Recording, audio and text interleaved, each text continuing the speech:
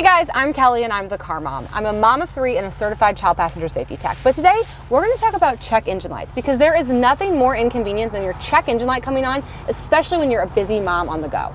And honestly, a lot of different things can trigger a check engine light. Anything from major issues to minor fixes. So before you panic, here's what I recommend you do. Head to your local AutoZone.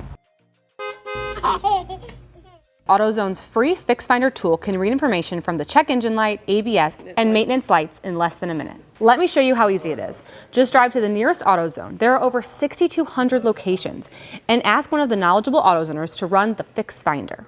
They will quickly come out to your car, run the scan, and have you back on the road with a better understanding of what could be going on with your car. This diagnostic tool provides an easy-to-understand report emailed and printed to you so you can understand where the likelihood of the problem lies. And if you can't or don't want to do the job yourself, AutoZone can refer a local shop through their shop referral program. The Fix Finder is the most complete free warning light report backed by technician-verified fixes. So get the help you need quickly, painlessly, and commitment-free with the help of the free AutoZone's Fix Finder service.